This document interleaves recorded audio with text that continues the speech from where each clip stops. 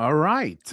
Welcome back, ladies and gentlemen. I have the esteemed honor to be joined today by Martin van Staden, who will introduce himself in a second. But this has been a conversation that I've been looking forward to for a while. Martin, as I told you before we started, I discovered you when you were doing Students for Liberty back on Facebook days. I've been following your career sort of very closely since then. So, if you wouldn't mind just introducing yourself and then we can start talking. Hmm. Yeah, thanks, Stefan. So as you mentioned, I started kind of I'm kind of Afrikaans. I came up through Afrikaans schools, and then I studied law at the University of Pretoria.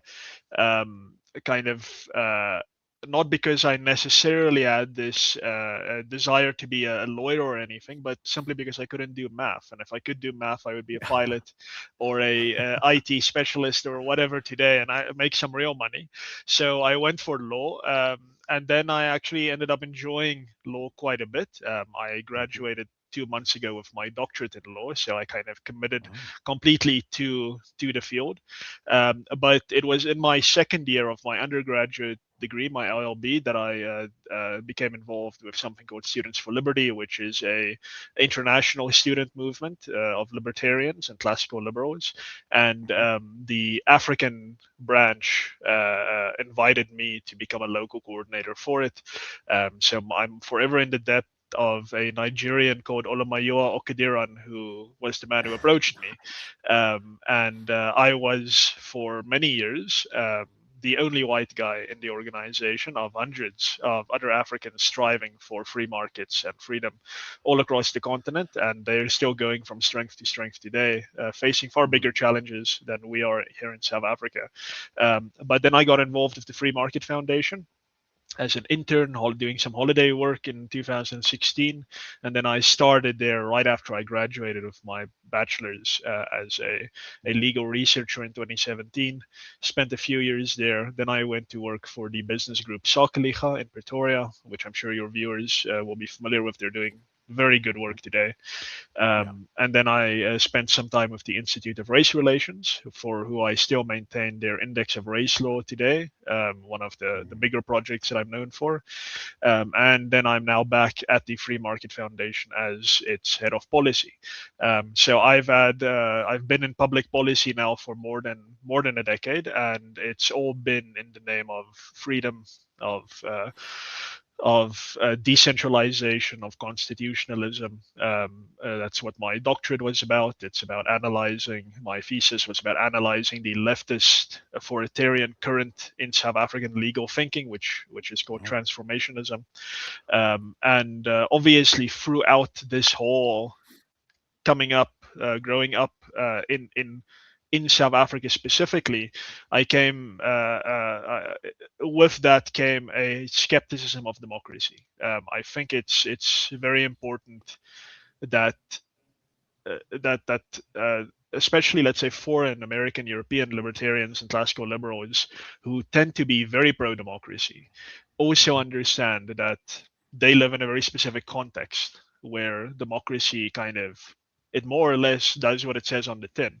But Yeah. once you step out of that context, you go to Africa, Middle East, South America, the theory starts falling apart. And that's the kind of the value of having grown up in South Africa, of having interacted with libertarianism and liberalism in South Africa, and now having this skepticism of democracy. So thank you for this opportunity to chat Mhm. about some of these ideas. Really appreciate it. Yeah, I mean, we connected on wanting to talk about this on X when you were complaining about democracy and I was complaining about democracy, and I was like, "Hey, let's talk about these Mm-hmm. complaints." I think before we start, going into the flaws of democracy, maybe you can just define democracy for us, because a lot of people hear democracy and they immediately go to, oh, it's when you vote, it's when people get the right to vote, which is of course not what democracy sort of is in the fullness of it.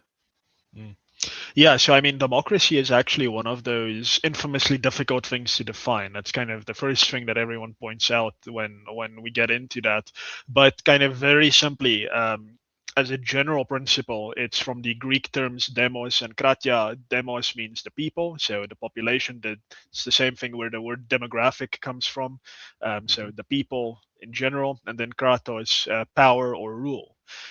So essentially, it translates to the people rule or rule of the people, etc., rule of the population, the public. Mm. So that is kind of broad strokes what the word means. And obviously, over time, it has been given um, different content by different ideologies that came into kind of interaction with it. Mm. It's an ancient principle, really. Again, the Greek city states had forms of democracy. Slaves couldn't Yeah. vote, women couldn't vote, but kind of there was that phenomenon there, at least the kernels of it. Mhm. And then for I would say the bulk of human history, really, democracy was not a feature at all. And I Mm. think some of the reasons why it wasn't a feature are important. We can say, oh, those kings and elites, aristocrats, they were just these snobbish tyrants. And to some degree, they absolutely were. But what they said in opposition to democracy has some truth to it. The idea that Mm. you cannot just willy nilly throw the doors open and just expect everyone to now participate in this joint governance and do it wisely. So some of those concerns were valid. So for the longest time, there was no democracy. So democracy, as we know it today, is a very recent phenomenon. It is, I Mm. would say, 400 or 500 years old, maybe, Yeah. and it has taken on, as we sit here today, a very specific form, and that is what we call Yeah. representative democracy. Yes. Essentially, wherever you are in the world, if your country claims to be a democracy, it means that you go to vote periodically, you choose someone or something, a party, to represent you, and then they go into government and do various things, and that is now democracy. Now there's various principles that get added on to what democracy is. Some of them fall away, like for a long time. And still for many people, the idea of protecting minority rights is seen as a principle of democracy. uh, Mm. I'm skeptical about that. I don't think that Yeah. that's actually the part of the democratic package, really, not in any substantive sense. Well, Um, I would just point out you and the founding fathers of America who despise democracy exactly because it's the tyranny of the majority, which is, mm. you know. No, no, exactly. I mean, that is the thing that since the ancient days that was warned against, the tyranny of the majority. Mm. And a lot of people, unfortunately, when you get into that and you say, well, we don't want the tyranny of the majority, they immediately think you're justifying minority rule. Like the idea, well, then we should have tyranny of the minority. But as a liberal, as a libertarian, I say that we really shouldn't have tyranny at all. Like we don't Yes. want any tyranny by anyone. And that's Mm. why if you want to give democracy, from my perspective, the benefit of the doubt or steelman it, uh, the people rule should mean the people themselves, the individuals. They rule Mm. and they form associations of each other, voluntary associations, and then they rule collectively. I'm not against collectivism. I am increasingly communitarian minded. I don't think um, the lone individual can achieve anything, especially against the power of the state. So I do believe in collective rule, but it must always be undergirded by a very strong and clear sense of voluntarism. Um, and that is, I think, the best light that you can paint a democracy in. But that is Mhm. obviously not the democracy that is practiced Mm. anywhere on the planet today. I see someone in the comments says they prefer direct democracy, and that is another form of democracy that is, it's not entirely dead. That's kind of what is said was practiced by the ancient Greeks, where the citizens of Athens and so on would get together in the forum, the town square, and they would deliberate and vote on specific measures. That is still practiced in Switzerland to some degree today. I think it's often overstated how much the Swiss practice direct democracy, but it's still there. They have semi-regular referendums on specific issues. Um, I think it's it's better in some ways. It's worse in others.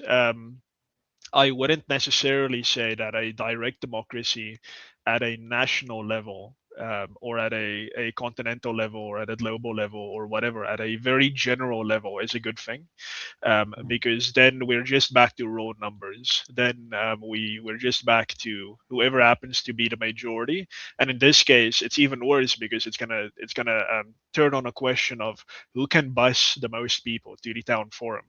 And in South Africa, that's not going to be. You're not going to like that outcome. And then there's a vote, and then they decide what happens. I'm sure there's some electronic way that everyone in the country becomes eligible to vote on specific issues, but that represents many problems. So I would say direct democracy is a good idea potentially at the neighborhood level, at the small town level, but then again within certain bounds. So I think just as a general principle, I would say that I am not a Democrat. I feel that the democratic principle as it is understood, the idea that um, uh, effectively that the people rule collectively, they rule themselves collectively, they rule each other collectively, and that they rule their government collectively is a problem. I think that it has an inherent there's an inherent leap of logic there, whereby it is the kind of the sovereignty of the individual, if you want to put it that way, is kind of just assumed but then dismissed. A lot of people justify democracy in this term of, well, it derives from the sovereignty of each individual, and because kind of each individual is endowed with the same rights and liberties, we have this equality of individuals, and these individuals then participate equally and collectively and voluntarily in the democratic process, and the result of that is now binding on all the individuals. And I'm like, no, but there was a leap there, because each individual per se should be determining their own affairs, not determining the affairs of their neighbor and of their neighbors, etc. If it's involuntary. So I've been on this mini crusade for a while now amongst my fellow liberals to say that we need to be more skeptical of democracy, because liberals are often the first ones to just, as a matter of a knee-jerk reaction, defend democracy. It's always we have to defend democracy, and I see the use of that often. I think it's important often to defend democracy, but not as a matter of course, not as, well, we must just defend democracy. We must be more skeptical about Yeah. about where we apply democracy, and when we defend it and when we oppose it. Mm. I think I think one of the problems is, as you highlighted at the beginning of this conversation, is the fact that you have things like the European Commission, for example, that touts itself as a democratic institution, which not a single person on that commission is actually voted for, or they sort of elect themselves, and then they get to do whatever they want. And if you oppose them, they have the full might of the law behind them to basically bring down wrath upon your head. So it is democratic only insofar as they have the word Mm, on a banner somewhere. I was mm, watching Eva Flodinger Hook this yesterday, I think. She was talking exactly about this with the Save European Act. Um, mm, so I think it's important that people understand democracy as it exists today is actually the only thing that makes it democratic is that people vote for it. The rest of the system that is developed around it is a system entirely of the making of the politicians. mm, mm, The people had very little say in, for example, the Constitution of South Africa. Like I wasn't, I mean, I was about 6 at the time, but I don't remember anyone asking me what I thought the Constitution should be, right? Or the parliament that we have in South Africa, or the different deputy ministers that we have in South Africa, or even the president and the deputy president of South Africa. Was anyone asked about this if we're, choosing our own system? Mm. So my question then to you would be, what what do you think is the main misunderstanding when we talk about democracy from ordinary people? What is it that they don't get? Why is there that knee-jerk reaction from liberals to say, "Whoa, whoa, whoa, whoa, whoa"? What is that? Mm. Yeah, look, I think on that specifically, I've also been on something of a crusade against what I've now just called vibes. Mm, Democracy has impeccable vibes, and yeah. people might laugh at that, but vibes have become an almost determinative factor in deciding anything and everything today in the West, and I include South Africa as the West. Mm, So let me give an example on race law. I produced the Index of Race Law, 145 race laws uh, uh, that have ever been adopted that are still active today.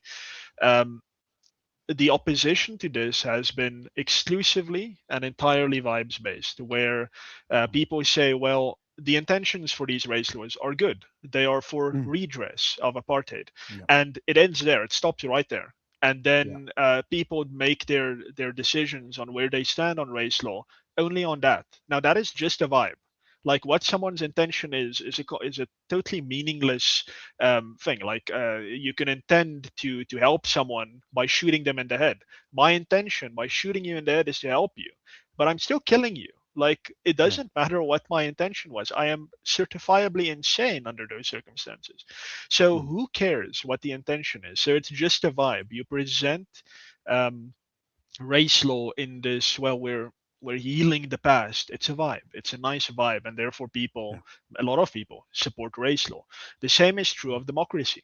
Democracy has impeccable PR, which dictatorship has always struggled with, rightly so, thank goodness. But democracy has rarely struggled with PR, and that's one of my worries with democracy is that um, uh, it's easy when there is a dictator or a minority, like the white minority during the previous dispensation, when mm, they dictated to the majority, one person dictating to millions of people, or a small group of people dictating to millions of people. The mm, the optics of that is deeply problematic. But when you can present governance as, well, we all kind of came together, all the people came together, we chose from amongst ourselves a certain number of representatives, and then they came to a decision. that's mm, that's the vibe of that is great, and liberals unfortunately struggle against vibes, especially today. I have a lot of respect for the early liberals. I see George Washington's name was mentioned. I would consider him a liberal. Someone like Edmund Burke, who is the he's considered the father of modern conservatism. I would consider him a liberal. Many people will be very upset with me for saying that, but people like John Locke, Frederick Bastiat, these were people who were very serious about liberty, and they were not scared of picking up arms to defend liberty, even against mm, democracy, even against the will of the majority. Liberals today have been swept up in a tide of vibes, and one of my jobs as a liberal is to try and clean this up amongst mm, liberals. But just on what you said earlier about kind of the paper thin veneer of democracy, and that is something that people often miss. And I try to communicate this right after lockdown in South Africa. I wrote an article, and I wish more. So I used four examples to make the point, and to me this really should succeed in convincing people that South Africa is not really a democracy. Right? mhm, Like we have certain democratic principles that are important. We have to defend them. They are effective, but on the whole, we need to recognize this pattern and then draw appropriate conclusions from it. So, what I wrote was, this was in 2022. We were kind of in the midst of heavy bouts of load shedding, mhm, and or it was 2021 maybe, because there was still lockdown. No, it's 2022, and then mhm, we still had the echoes of lockdown. Now, the point I made was lockdown and load shedding were two of the most destructive and far-ranging policies that any South African government had ever adopted. It's Mm. up there with the states of emergency under the National Party. It's up there with apartheid. Apartheid was far Mm. longer, so obviously it was more destructive.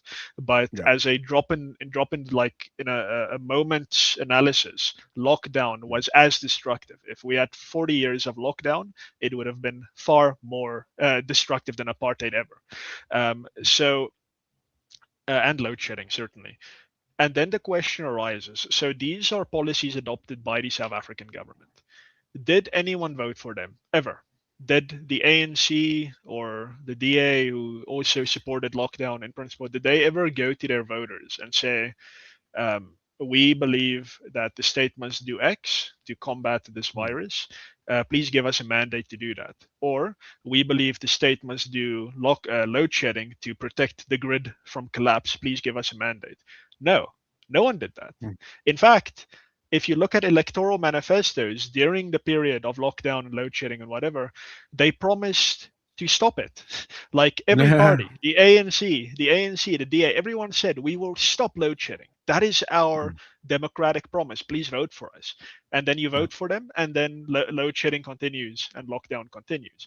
So not Yeah. only was there not a mandate, there was in fact a rejection of the mandate of lockdown and load Mm. shedding. And if the ANC, for instance, campaigned on we are the party of load shedding, we have implemented load shedding since 2008, and we plan, darn it, to carry on, it would have been chased out of power long ago. Like if they campaigned on Yeah. that, there would be no ANC in power. So here we Well, I have have a these. sorry. Yeah. I just want to add on to this because Mm, there's a more recent example of politicians just inventing words and then ascribing new meanings to it. Like mm, John Steenhuisen that said, "We have a mandate from the people of South Africa to form a government of national unity." It's like, wait, mm, hold on. Not a single party ran on the idea that we're going to form a government of national unity. In fact, you guys were in a complete different dispensation with the Moonshot Pact, saying to all of your voters and to your partners in the Moonshot Pact, you will not go into government with the ANC. This was one of the things you all undersigned, right? So, if anything, South Africans voted the opposite of a government of national unity. And then, as soon as it became the reality, you had all of these politicians saying, well, that's the mandate. Well, if the mandate is determined by the majority, then doing what the people want would mean ANC, EFF, MK, mm. because that's what the majority of people want. Sure. So yeah, Yeah. sorry to interrupt you. No, I no. just So wanted to point that I out. mean that's a great add-on to that point. So there was no mandate, and in fact, there was an anti-mandate for load shedding, lockdown, and the GNU. Well, one can add that. And if you then say, but okay, you did these things, then they will have a very reasonable response to that, which was always recognized in democratic theory. From the start, there was, you can call it the state of exception. That's Carl Schmitt's idea of it.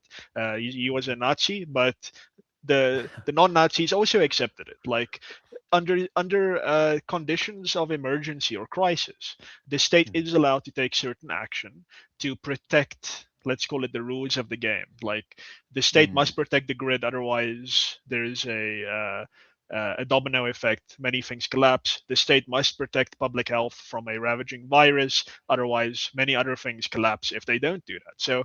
So that's a very reasonable response to that, to say that okay, cool, so you don't need a mandate. You don't actually need a mandate to protect the rules of the system, the rules of the game. Cool. Let's accept that. Great stuff. Cool. So now what's next? The other two examples in my article: unemployment and a collapsing fiscus. Mhm. South Africa has the highest formal unemployment rate on the planet, in the world. Mm.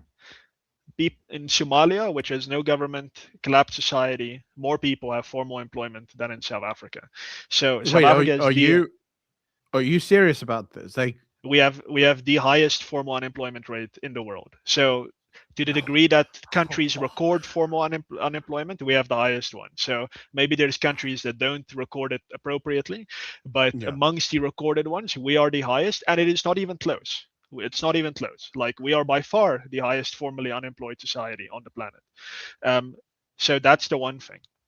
The Mm. other thing is, at least for a decade now, every week I see at least one article in a respected financial or economic journal or magazine that the fiscus is on the brink of collapse, or Mhm. Johannesburg is on the brink of collapse due to there not being money, or this department is going to collapse because there's no money. So now we have these two things: unemployment and government finances. These are two crisis situations. These are emergencies. People talk Yeah. about unemployment in South Africa as a ticking time bomb that could at any moment erupt into civil war. This is how people talk about unemployment in this country, because idle hands do the devil's work. People who are not Yeah. productively engaged get bored, and boredom is the great destroyer of nations in many respects. This is a national security threat, unemployment in this country. It is the Mm. national security threat, you can almost say. And then the Yeah. collapsing fiscus. I mean, I don't need to explain why it's a problem if the whole state apparatus runs out of money. Like, everything Yeah. collapses. Talk about rules of the game, protecting rules of the game. So now we have these two situations. And now we at the Free Market Foundation and many other organizations go to the government and we're like, okay, cool. So we have to solve unemployment. We have to deregulate the labor market to ensure that not there shouldn't just be like a decimal point upwards creation of employment, like we keep reporting every 4 months. Oh, Mm. unemployment reduced by 40,000 people or something. It's like, no, we need to get millions of people working very quickly, very quickly. Yep. We cannot drag our feet on this. So deregulate the labor market wholesale, top to bottom, deregulate, Mm. and privatize these leeches on the fiscus that keep kind of extracting billions upon billions of rands from the fiscus every year without producing kind of value for money. And then what Mhm. what does the government say? We don't have a mandate. Yep.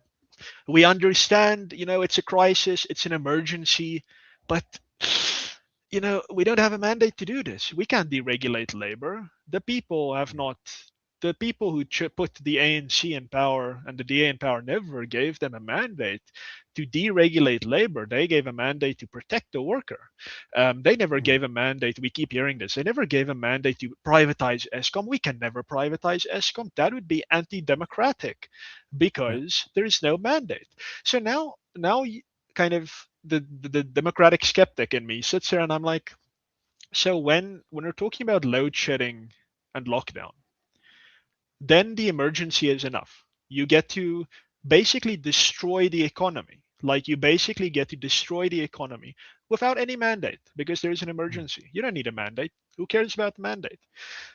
On the other hand, when it comes to deregulating labor, unemployment, and the fiscus, to privatizing the leeches on the fiscus, no, Mhm. then emergency isn't enough. Then you need a Yeah. mandate.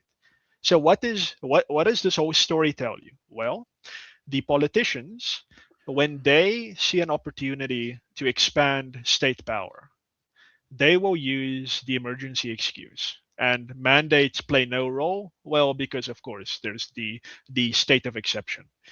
But if there's an emergency that involves them losing power, like privatizing ESCOM, privatizing the post office, SABC, or deregulating labor, taking away that power of the essentially state adjacent trade unions. No, then even an emergency doesn't matter because the state holding on to power is more important. And that, I concluded, must show people that our democracy is paper thin because it's not real in that you need the populace to provide a mandate for things to happen. The question is what benefits the political class in the moment. that Mm. is that is the determinative question. What benefits the Yeah. political class, not whether there is or isn't a mandate. So So. that's why on GNU, I mean, the GNU example is Mm. a good thing because the DA, and I'm not going to excuse the other parties like the Freedom Front Plus and so on who are also in the GNU. Yeah. They've now caught on to this. If it benefits them, they will move without a mandate. And when the proposal does not benefit them, they will say, but we have no mandate. Yeah. So I think one of the things that I agree with literally every word that you just said there. One of the things that I've highlighted and identified with, and this is one of, I think, the blessings of living in South Africa, because we have such an obviously corrupt government. All governments are corrupt, but some are very good at hiding their corruption, making sure that it's just below the threshold so that people, in South Africa, it's a bit more robust and open. And it's almost like just a natural part. You sort of believe that corruption should have a line item in the budget, just so that it's recorded officially and everyone knows this goes for corruption. Mhm. Um, but one of the benefits of living in South Africa is you get to see the true results of a system. And so when you look at democracy, when you look at the constitution, which just this morning I'm reading an article, and someone's harping on about the greatness of the South African constitution, and I'm like, in my opinion, it's probably one of the worst documents. Like, even England, that doesn't have a written constitution, has a better constitution than South Africa, because the system is designed only to protect the powerful. That's the entire purpose of the system, even the constitution. The ANC, where, and I'll use the Americas here as an example, because in my opinion, the founding fathers of America were probably some of the smartest people that ever lived. They identified three things that are rights in a country: the right to liberty, life, and the pursuit of happiness. Those are the three inalienable rights that a human being has. Everything else is duty. Like, you have duties to the state, you have duties to your own life and your family, and so on and so forth. Those three things are the three things that, absent any government, you have those three things that you just have. And their constitution is designed to protect the citizens from state interference of carrying out their duties. At least I'm talking about the original constitution before new amendments were made in the last sort of 50 or 60 years.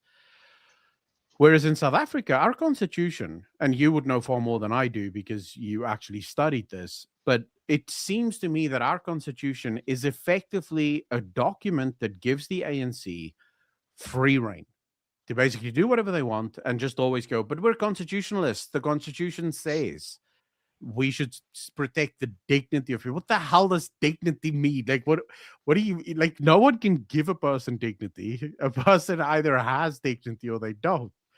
So, what do you make of the Constitution and the role that it has had in our democracy?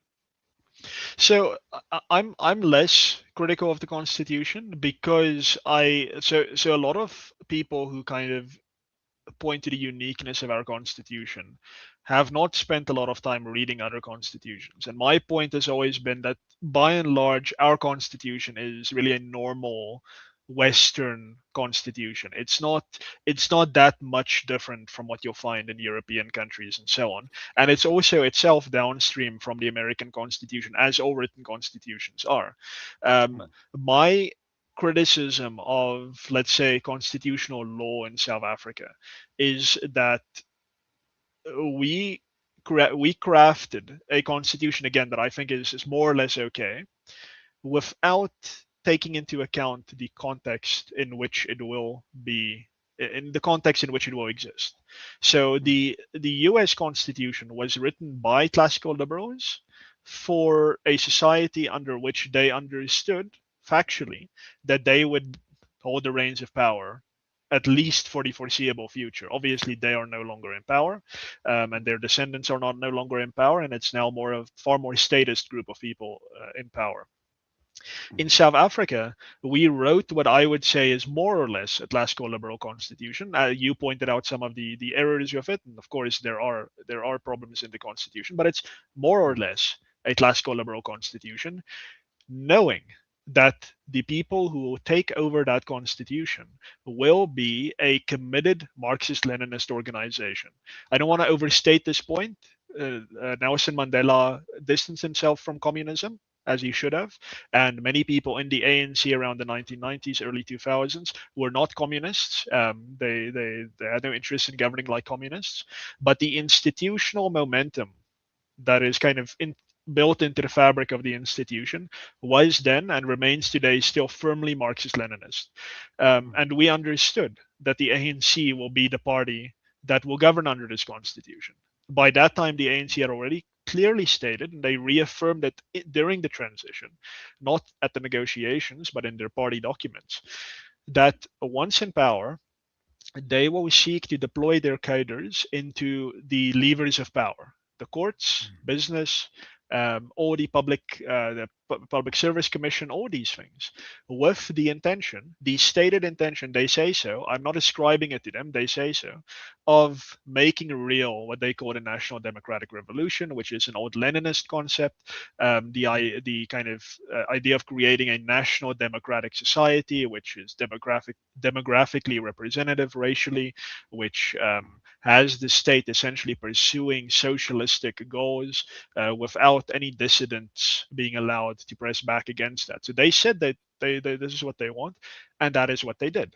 They very slowly, gradually, filled the bench of the highest courts with not with ANC comrades who kind of eat at the trough with them, but with people who fundamentally and ideologically support their vision of society.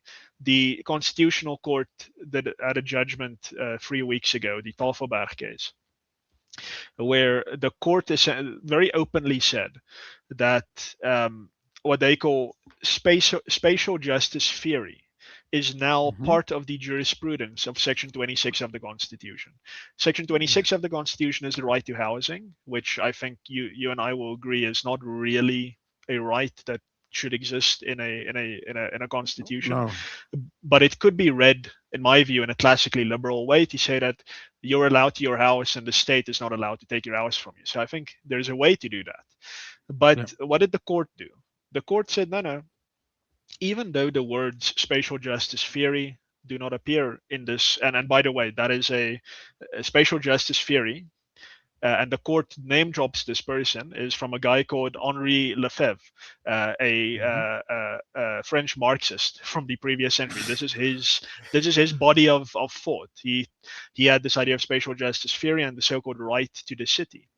Now, why is it that we can maybe talk about this in the future, but every bad idea comes from a French philosopher? It's always the French. It's the French and the Germans sometimes, but it's always from that area. But so the court says these theories are now part of the jurisprudence of Section 26 of the Constitution. Our court, unprovoked, essentially said French Marxist spatial theory is now part of our Constitution. Now, the ANC is very chuffed about this because that's from their intellectual tradition. Now, this was not written in the Constitution. The court breathed it in. And if you had this exact same socio-political circumstances during the adoption of the American Constitution, it would be the same result. The text of the Constitution can do nothing. It is impossible for the text of any constitution to protect against an ecosystem that is hostile to that text. And from the start in South Africa, we had an ecosystem that was very hostile to a constitutionalist interpretation of our constitution. So I'm less critical of the written document itself. I think it's fine. It's okay. It's certainly not the best constitution in the world by any stretch of the imagination. I also won't say the American one is. How it's practiced definitely is. But if you read the text, you're like, well, there's a lot of kind of ambiguities here. But those ambiguities were solved in favor of freedom because of the ecosystem in which it existed. So I'm that's the point on the Constitution. But then just another point that you made, I think is about like the duties. Like you have this idea of the free rights, life, liberty, and the pursuit of happiness, or life, liberty, and property, which is what you need to pursue your happiness. And then the rest of almost the unstated part is duties. And that brings us back to the issue with democracy, kind of the fundamental issue, is that contrary to how it was practiced millennia ago in Greece and hundreds of years ago in Europe, democracy has lost the cost of citizenship. citizenship is completely free. You are born into citizenship. There is Mhm. no tangible cost to you of it, and the benefits are theoretically unlimited because Yeah. you can use that citizenship to give yourself more things. Now, in the abstract, there is a cost to citizenship, and this is articulated by the pioneering classical liberal John Locke, and he Mhm. basically says, and this is a legal fiction. He's not describing a practical reality. The pre-state society is one of absolute freedom. We are all just individuals moving in this world of no political community. We can do whatever we want. We give up our absolute freedom to form states. The state then gives us certain services, but there is a cost to our citizenship of these states. That is that we lose our absolute freedom. Mhm. That's the abstract theory. In practice, of course, states have always existed. States still Mhm. exist everywhere. There is no exception anywhere on the planet to the existence Yeah. of a state. And by and large, people are born into those states of citizenship. The cost to citizen Yeah. for citizenship is zip. It's zero. I just But want to, yeah, because I'm sure yeah, people will people might take the wrong thing from that. mm, When Martin is saying there is always a state and a state has always existed, what he means to say is if you get enough people, just 50 people, sort of to form a community, it won't take long for them to have an elder or a chief or someone that calls the shots. So even in that informal exactly, setting, they have a state. Someone's making exactly. decisions for the group. Yeah. No, no, exactly. So a lot of libertarians pretend like there was a pre-state situation with like Pacific Islanders and so on. Mm. Sure, the modern state is a recent phenomenon. The Mm. institutional understanding we have it is a relatively modern phenomenon from the Treaty of Westphalia, in the when was this? Geez, a few hundred years ago. Mm. But the way I define the state is essentially the will of a person or a body that applies across property boundaries. Mhm. So it doesn't matter if you have your little hut.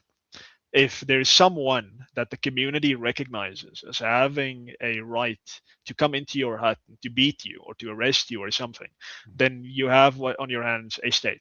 Yeah. So there's an element of legitimacy. The community recognizes that he gets to do that, and he gets to transcend your private property boundaries or your intimate space Mm. if you don't want to go into private property.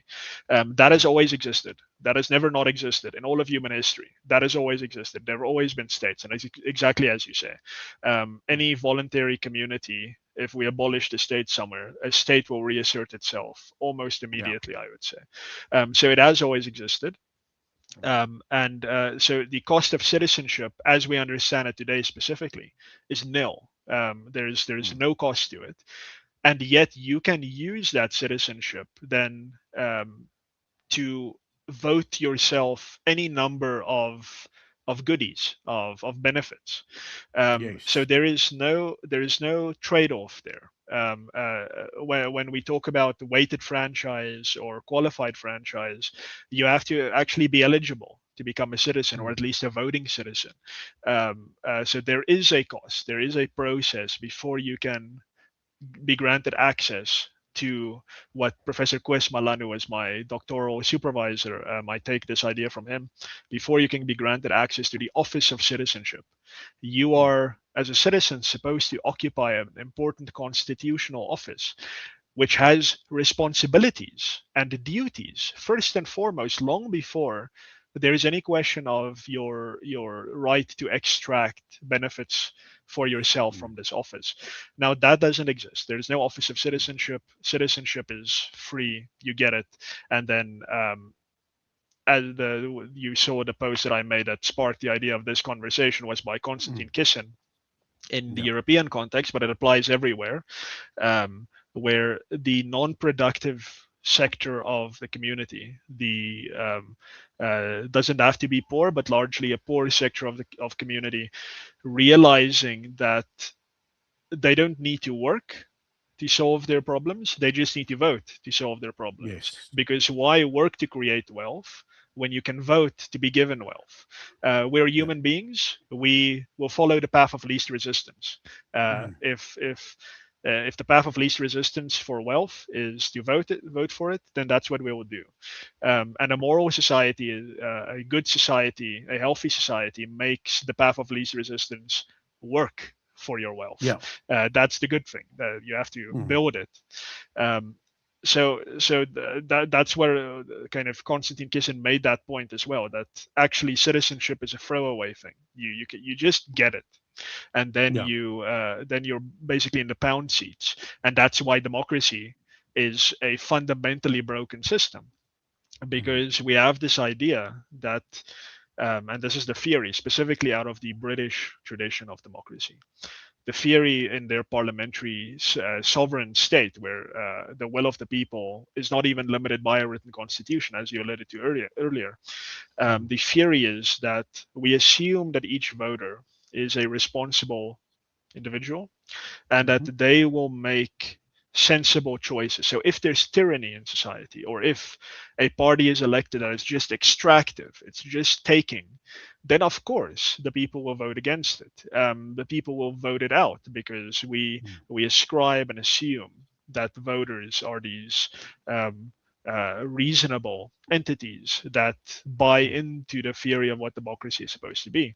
Yeah. Um, and that's simply not the case. That is simply not the case. That is a theory that is detached from reality. And this is not, loads of people will say, oh, but you're saying that because now brown people are voting in Europe. No, no, the Europeans themselves did this. The white Yeah. Europeans themselves did this. They created the welfare state, which uh, Mhm. is widely agreed, even amongst leftists, rightists, whatever. The welfare state of the previous century, the end of the 1800s, beginning of the 1900s, is where the modern administrative state comes from. The modern Mhm. powerful state is born out of the welfare state, which was voted into being by perfectly white native Europeans. And Yeah. that lies at the root of the collapse of their civilization.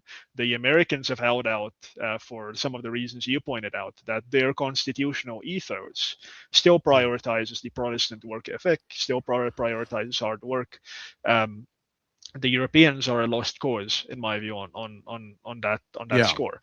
But that's just kind of a long story to say that the cost of citizenship is zero. The Europeans kind of Mhm. led the charge for that, and the consequences of that now is that democracy is just a rent-seeking exercise.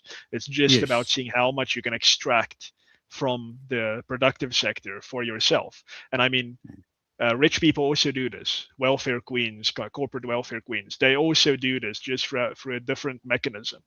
Mhm. And yeah, I mean, that is just built into democracy. This is not an aberration. This is democracy. This is the Yeah. fundamental principle. It's the will of the people.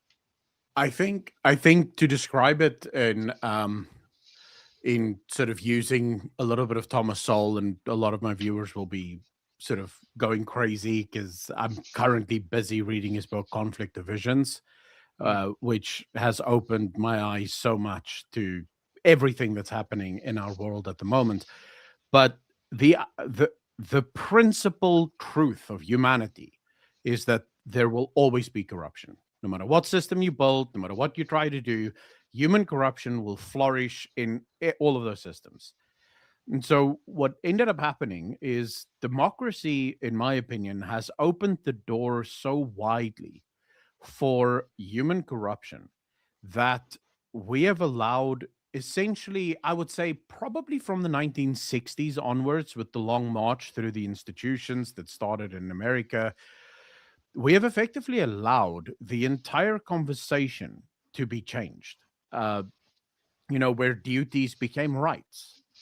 So I don't have a duty to pay taxes, right? Or I don't have a duty to pursue my own happiness. I have a right to pursue my own happiness, which now sort of changes things a little, right? Because if I have a right to housing, for example, well, someone needs to give me a house because I have a right to this house.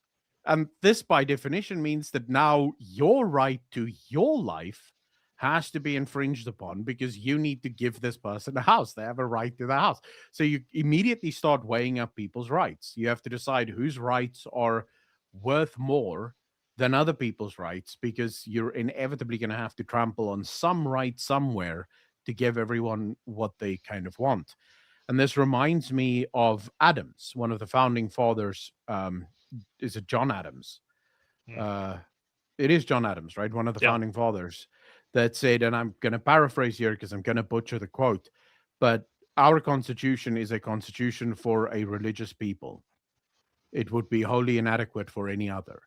And Mm. I think the point he was trying to make, Christians, by definition, take duty very seriously. Duty to fellow man, duty to family, duty to self, duty to country, duty to church. And so when you have this constitution, the people are going to self regulate based on the duties that they have. Whereas you remove those duties in the Christianity from it, that constitution effectively becomes who can grab what first. Mhm. And that's exactly what you described there. It's just the language can be twisted and turned in whichever way you want to make it say exactly what you want it to say based on your approach. But I think what you're referring to is universal suffrage. Is that what you're identifying as the core problem of democracy in the modern era? I would say universal suffrage, or so-called universal suffrage, is a big part of it. I would say Mhm. democracy per se, as it's conceived of from its roots, is a problem. Again, this idea that somehow we rule each other. I think Mm, there's a problem in there. I think that there's some truth in it. We mhm, kind of we're social animals, so there is some truth to how that we need to be conscious of the fact that we live together and that we have to kind of live in harmony. But I think mm, there's something wrong with the democratic principle itself. But to universal suffrage, I mean, just on the kind of the discourse tricks, like we spoke about mandates, universal suffrage is another one. There is mhm, no such thing as universal suffrage. It has never existed anywhere, and it will never exist. We don't let infants vote. mhm, We Many countries don't let convicted criminals vote, and in South Africa we also have mm, restrictions on suffrage. So we mm, don't have universal suffrage. We have qualified suffrage. Every other country on the planet has qualified suffrage. We have just all decided to qualify suffrage and franchise in a very bad way. Like we have mm. qualified it in a way, in the most arbitrary way, to say that, oh, 18. If you're 18, now you're eligible to vote. That is Yeah. the most ridiculous approach to deciding whether someone now is able to vote that I can think of, just pure Mm, age. So we have all qualified suffrage, but we've qualified it irrationally. And one of my mm, enduring arguments is that if we want to start improving the state and health of democracy towards maybe a better version of democracy, we need to be far more rational about how we qualify our suffrage. There's mm, um, there's the Cape Independence movement. I'm not part of the Cape Independence movement, but kind of I wrote an article for the Daily Friend a few years ago when it mhm, became clear that the intention for Cape Independence was that, oh, we're going to be a kind of cardboard cutout democratic state with universal suffrage.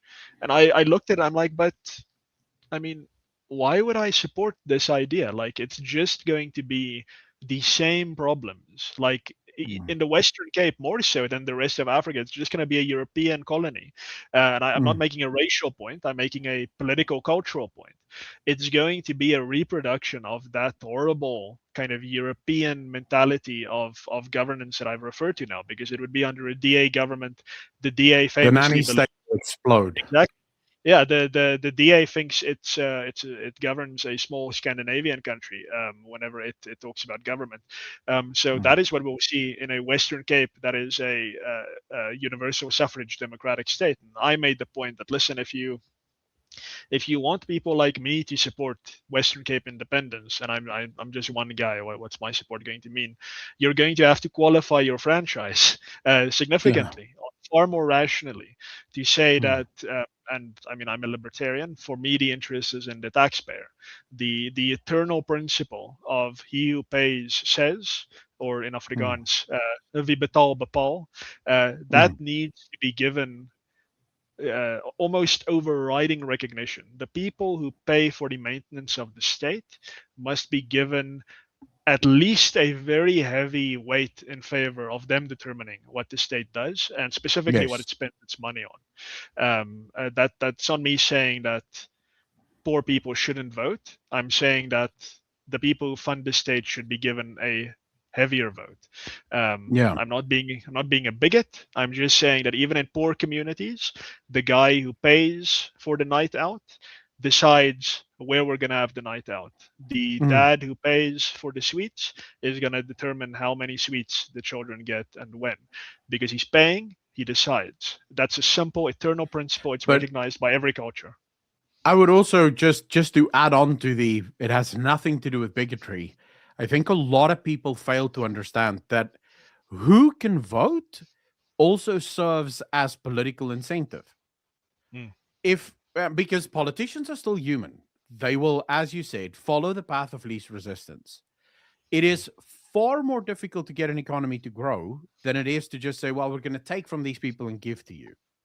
So if I, as a politician, get the incentive that I can gain millions of votes by telling poor people I will give you money, I'm going to do that, right? mm. And the problem is, once it's implemented, it will never stop. It's the same Yeah. reason I've been fighting NHI as hard as I have, because Mm, as soon as that policy makes its first appearance, it's done. No political party will ever again take that away, because political parties that remove freebies don't get elected. mm, But if you told the politicians, well, you can't get the poor vote, they can't vote, they're not paying taxes. Any politician that wants to increase his voting share now has a choice. Well, I need to get those poor people to start paying taxes so that mm. I can actually, get elected. Because Exactly. now I am going to have to grow the economy so that they can start working, pay taxes, and everyone gets better. So, if Mm, anything, it's the most pro poor argument one can make, mm. is to say remove the vote from the poor people. Yeah, look, I agree completely. I just wouldn't say poor people. I would say from tax recipients rather than taxpayers. So it's Yeah. less about them being poor and more about what is there, and this is what democracy fails to look at. So John Stuart Mill, he's regarded as a classical liberal. I think he's the first so-called social liberal or social democrat, but he did make Hmm. some interesting points, and he is the one who kind of originally made this point of, from a liberal perspective, democracy is good, but only if the people are wise. And you alluded to this with John Adams about it only works with religiously minded people. So it's less important for me about whether they're poor or rich, and more important about how is it that they approach the franchise with. If it's a poor person who has earned a modest income, and he has decided, he has such a sense of civic duty that he hands the majority of that modest income over to the state, and therefore, and he refuses to take welfare grants. And I would say that person must absolutely play a important role in voting Yeah. and driving society. Whereas a CEO, a rich CEO who just begs for state subsidies all the time, I would say Mm. take the vote from him as well, because he is a net recipient of tax rather than a net contributor to I like tax. that. Yeah. Yeah, so it's not about whether they're poor or rich. It's about, are you helping the political community, or are you extracting from the political community? And So I think effectively, this are you allows, accepting duty yes. or are you demanding rights? Exactly. So I mean, with this model, at least you can satisfy the people who support the welfare state, and I endorse what my colleagues Zakele Mtembo and Mpiaki Dlamini said at the previous LibSem in 2024 Libertarian seminar, is to say that actually we need to see welfare as evil. Welfare is Mm. an evil. It's not a kind of a necessary evil or something we do reluctantly. It is just bad. It is a bad thing for Mm. the human soul. It's a bad thing for society. But if you support welfare, this model helps you, because we still recognize that we have to provide certain social services to the poorest of the poor and to the Mm. richest of the rich with their subsidies. But there's a cost to that. There has to be a Mm. cost to that. If you are on the dole, if you are extracting from society, then you cannot, by right, you should not be allowed to then decide the political trajectory of that society for exactly Mm. the reason that you just said. Um, because if you allow that, you are essentially cutting off all democratic avenues except one, which is more goodies for the people who vote for me. And Yeah. again, I just have to always emphasize this because people in our day and age love getting onto the bigotry thing. This is not, I'm not saying in South Africa we have to now keep the black people from voting, because this is something that happens in America as well. In the US, you have entire congressional districts that rely on farmer votes, on rural votes by farmers who are getting subsidies from the state. And those congressmen, they will never be seen or heard to make any, even if they're Republicans, the party of free markets, they will never say something bad about farming subsidies or about subsidies for their corn syrup industry, which kind of has destroyed the sugar industry. They will always defend it because that is the votes that they rely on to get into power.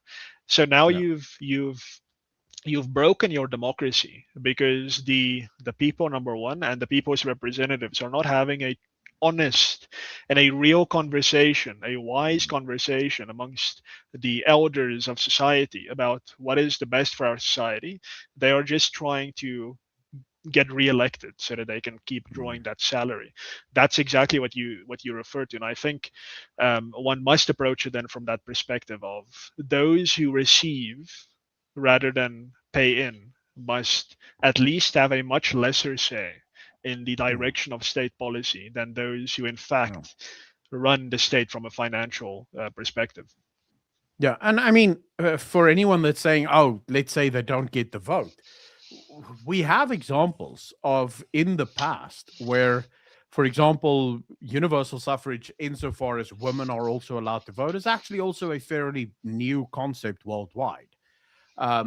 Although the idea that all men are allowed to vote is also super new. Exactly. All men received the vote about 10 years before women received the right to vote. Prior to that, it was only taxpayers, I think property owners, that were actually allowed to vote in America.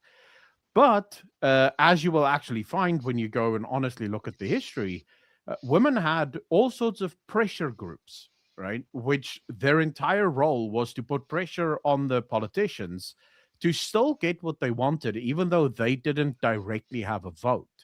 Those pressure groups still allowed women to exercise great power. You could have the same thing. I'm not arguing, by the way, that women shouldn't vote. I'm just using this as the example.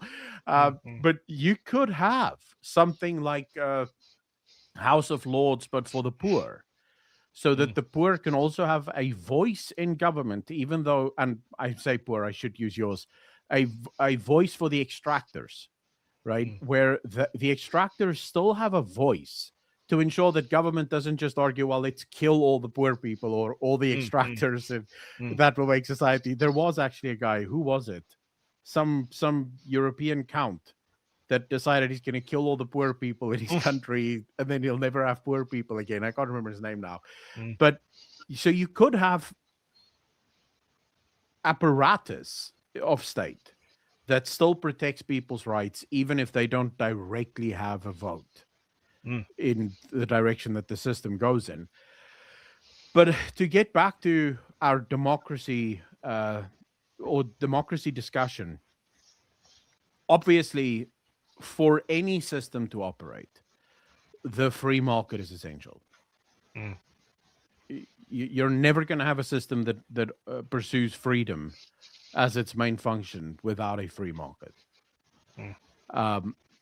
Why is it that in the world today, the free market is the biggest enemy of the people? Why is it seen as the biggest? Where did we go wrong? I think the best way to approach that is through the lens of private property rights, which is actually that is the free market. Ludwig von Mises kind of made the whole point that socialism is inherently impossible because it lacks private property, which is necessary to determine prices in society. And without prices, the state cannot make any decisions about resource allocation. So let's take it back to private property rights.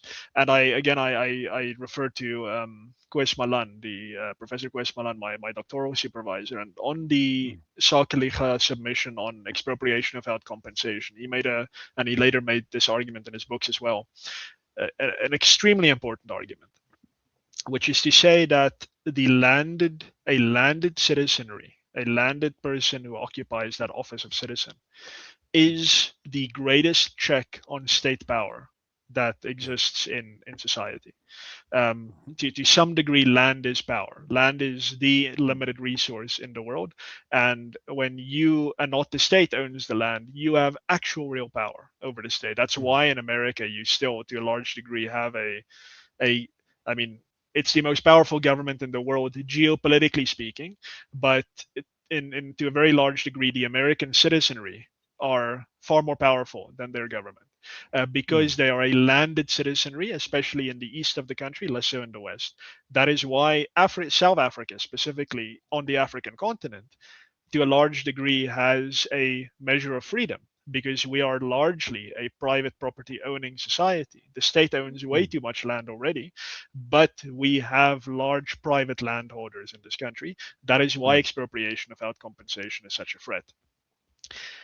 Without the people owning property, you are inherently, by implication, a man of straw who is always begging the state for its favor and its grace, because land and because property is it is the conditio sine qua non, the the necessary condition for any prosperity.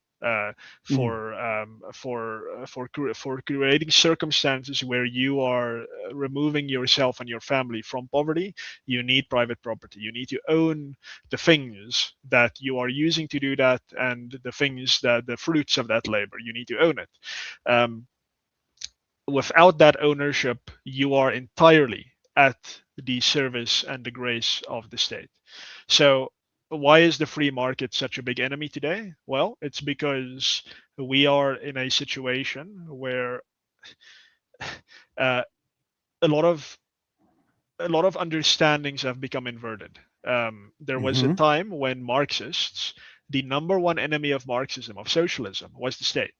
When Marxism came about, the idea was that the state is simply part of the superstructure that grows out of capitalism. That Yeah. is Marxism 101. The state, the law, the press, all these things, they're part of the superstructure that grows out of capitalism. And therefore, Marxism believes in a stateless society. We must abolish the state and replace it with a voluntary society. Communism is anarchism in its principled form of people just kind of harmoniously living together. The state is a threat to the harmony because it Yeah. enforces private property rights.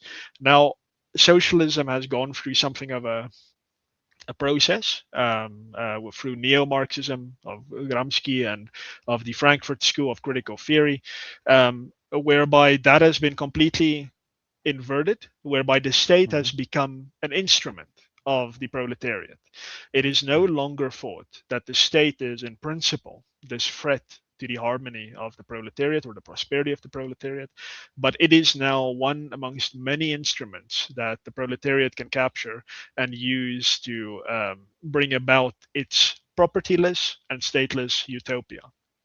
So now we are in this situation where in leftist inclined political cultures, which I would say the whole West now finds Yeah. itself in that circumstances with Mhm. pockets of exceptions, tiny pockets, weak pockets of exceptions. In those circumstances, even conservative parties, I must emphasize, conservative parties still operate on this fundamental operating logic. It has now become Mhm. so enmeshed in the underlying assumptions of our political culture that a free landed property owning, free enterprising society is inherently a threat to the state achieving its goals of creating a just society, creating a working class utopia, or creating even increasingly now a conservative utopia. You see in the amongst many parts of the new right, you see a violent reaction against the free market because the free market empowers people. Fundamentally, it empowers people who exist outside of the political elite to do things that the political elite does not agree with. That is inherently Yeah. what the free market is.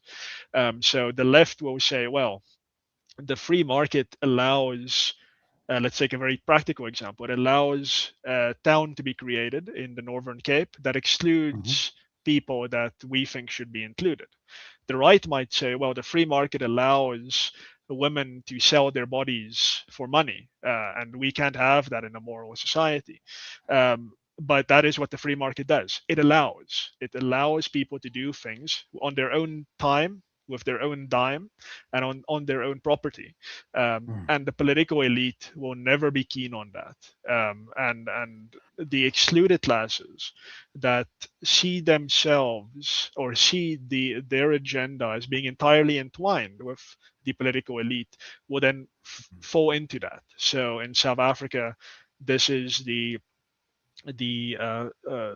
representatives of the poor. I wouldn't say the poor per se think like this, but people like the EFF and so on, MK, they see themselves as their agenda is entwined with state power. They're not Mm. building universities and schools and institutions. They are vying for state power.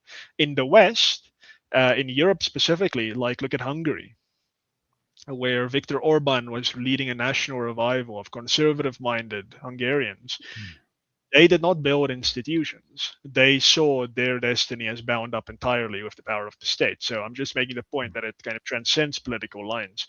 And they used that state power to prosecute their agenda. And then when they lost power, it collapsed, and now they're all very upset. But they didn't build any non state institutions. Yeah. Um, so there's this widespread agreement that the free market, private property specifically, is at least implicitly a threat to that agenda of getting the state and then using the state to do the good things in society that we would like to do as whatever kind of political formation we are. And that's true. It's correct. Mm. That's why they hate the free market. It's true.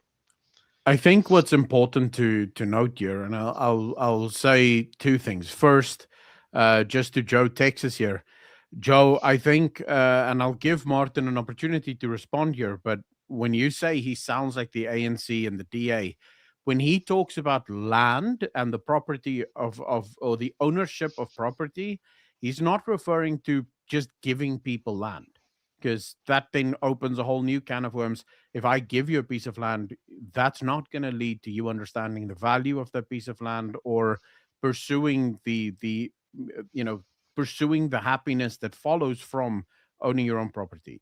It has to be earned, right?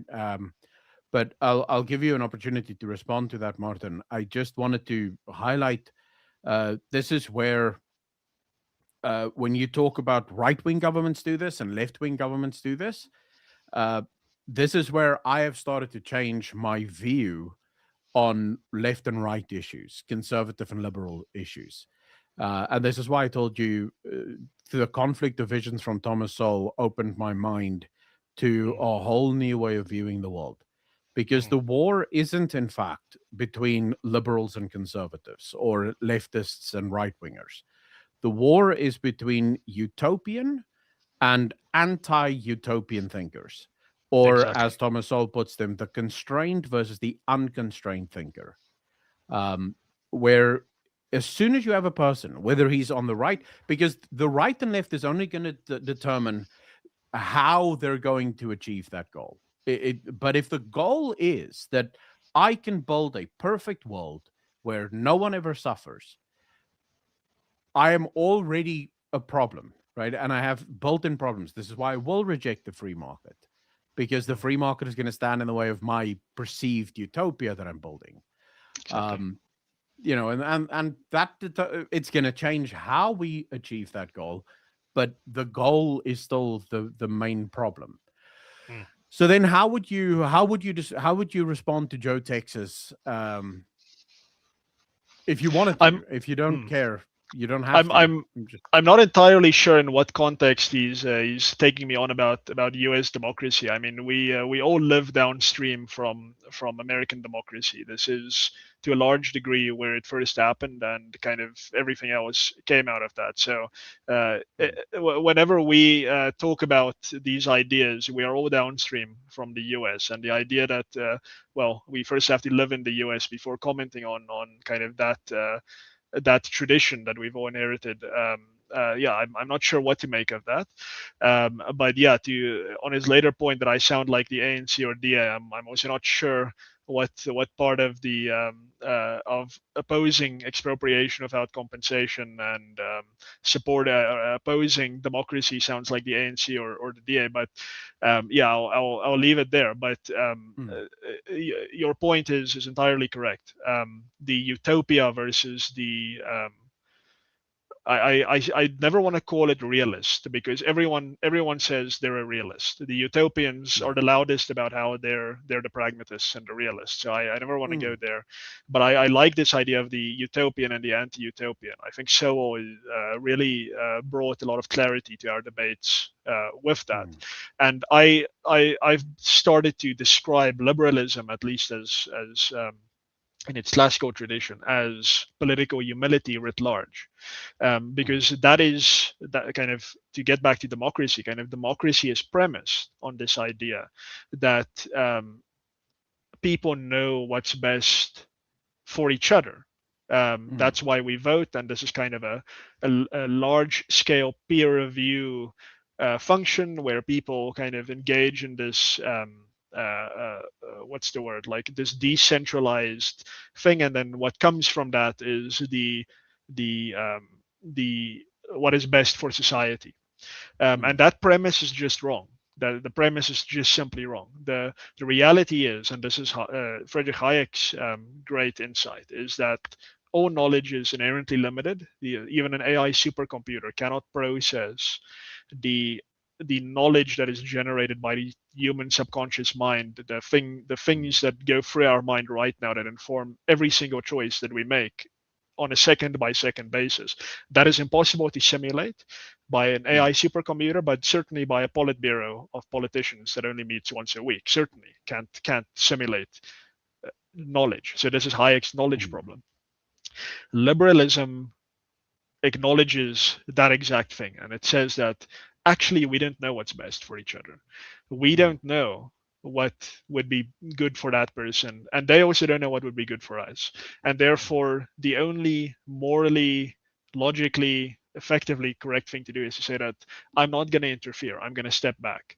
Now, the exception to that is where our interests and their interests collide. That is what Hayek calls the universal rules of just order. And that is the common law. That's the common law. What is the common law? The common law is not a bunch of politicians meeting and saying, you know, we have an opinion, let's write this down and call it an act of parliament. That is not the common law. That is legislation. The common law is the received wisdom of civilization over many years. Every society has a common law. South Africa has a common law. China has a common law. Everyone has a common law. It's not just the English common law system. They just took the name. But common law, jus commune, the law of the community. It is something that starts as an idea and then is reaffirmed time and time again over generations. And that becomes the common law of a community. That is why we have something called the malum in se, or the mala in se, which is to say something that is wrong by its very nature. So murder, rape, trespass, theft, all these things are regarded as mala in se. There is no piece of legislation that says murder is illegal. You don't need it because it's a malum in se. It is inherently obviously wrong. Exactly. And this is something that is agreed across boundaries, across jurisdiction. There is a core of malum in se that the Chinese common law, the Russian common law, the European common law, the native Pacific Islanders common law would agree on. It is that murder is wrong. It is that rape is wrong. There are nuances on that, of course. The rape is normal in certain cultural aspects, but it is always regulated. So there's a kernel of overlap there. You don't need legislation to make these things illegal. But the point is, people are free to decide on their own affairs as individuals, as families, as communities, in association, except where they come into friction with each other, and that's where the state's role comes in. That is where the state says we have to play a mediating role here to create harmony between these two colliding entities. And the state has taken that and ran with it and essentially defined disharmony very broadly, to the point now Yeah. today where if you're offended by something that I said, then now there's disharmony between us, and now the state has to step in and throw me in prison for hate speech or whatever. Yeah. But it comes down to we have to have the humility, and specifically in the context of democracy, we have to have the humility to say that we cannot vote for something that our fellows now must do. Like you use the Mm. example of NHI, which is a good one, is to say that, well, obviously universal healthcare is this good thing and everyone supports universal healthcare. So we must now all go and vote for the party that supports NHI and impose this universal healthcare on everyone. The humility of liberalism is to say that even when something seems to us to be obviously the right thing to do, we are humble enough to say we don't know what's best for my neighbor or for Mm. people on the other side of the country, so we cannot vote for that. And that is, democracy should follow that principle and say that Mm. this is not on the table of contestation. We do not get to vote each other's affairs into order. Yeah. People's own affairs is their own affairs, and Mm. if we want quality healthcare, we must get it ourselves. Again, it goes back to responsibility, and it Mm.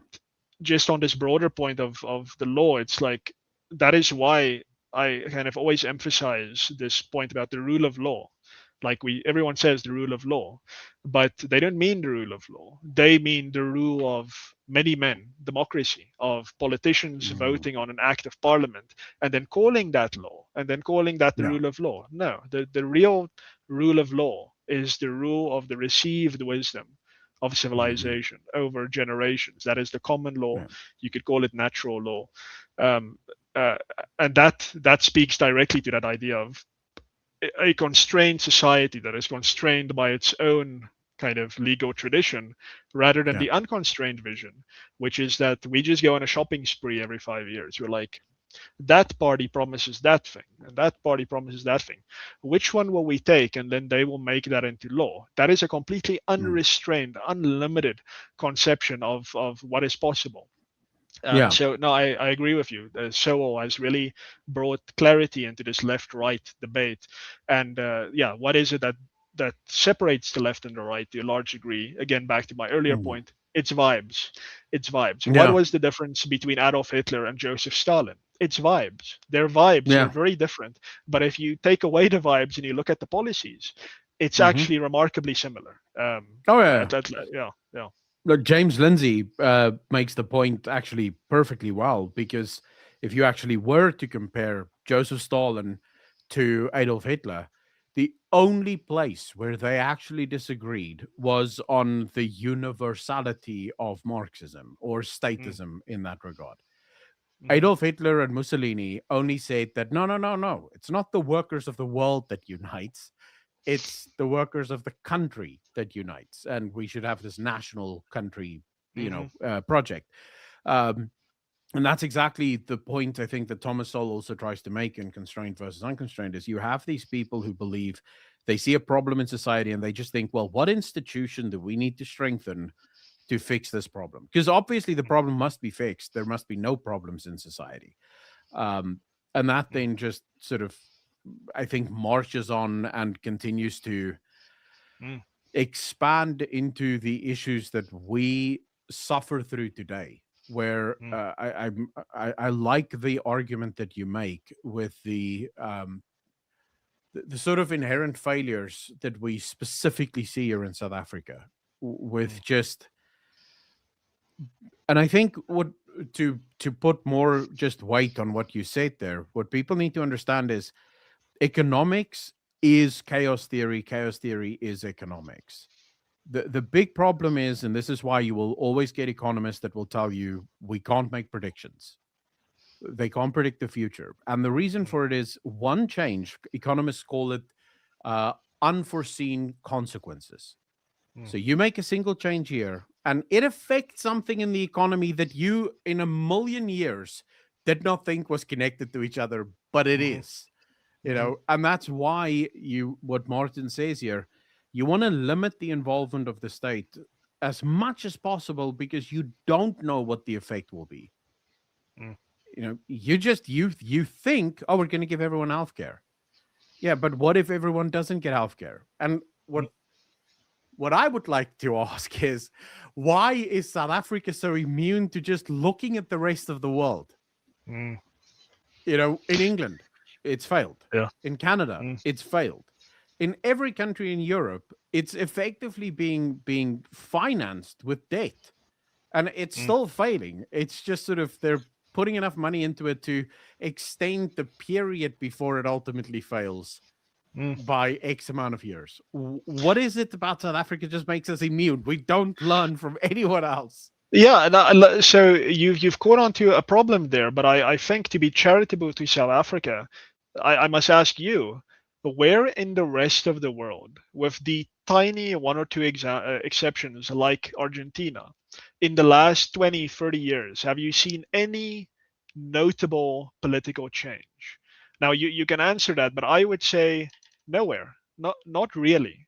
You've had the Mm, rise of Donald Trump, which brought some change to kind of the culture war, I would say, an important, good change to the culture war, mm, but nothing really institutional. Even Elon yeah, Musk's Doge, I was very excited about that, and it seemed like he was making real strides. But even mm, he came up against a wall, against mm, the reality that he cannot, at a fundamental level, change anything. So to be yeah. charitable to South Africa, we live in a time now today, the whole world, about where political change, and I'm talking about real change, is almost kind of beyond the pale. Like it is not, it's just not what we do. Now, Argentina has been a very remarkable exception to this rule, but it's a fluke. It's like we can't say, well, the Argentinians did it, so the rule is broken. The rule holds, and South Africa is very much a victim of this. If apartheid, for example, had ended 50 years earlier and we had the transition to democracy 50 years earlier, I think we would have been in a far different situation where the the ambit of change would have been far bigger to us, far more Mm, open. We would have had more, let's say, call it creativity about how it mm, is that we solve South Africa's problems. But yeah. today in South Africa, we look at the world and we see, as you say, NHS in the UK. We see. The Canadian nationalized healthcare sector. We see Hmm. nationalized healthcare sectors virtually everywhere in successful societies. Israel, an actually successful nationalized healthcare sector. Um, we see these things. We see Singapore, the most free market economy in the world, which to Mm, some degree has a nationalized healthcare sector.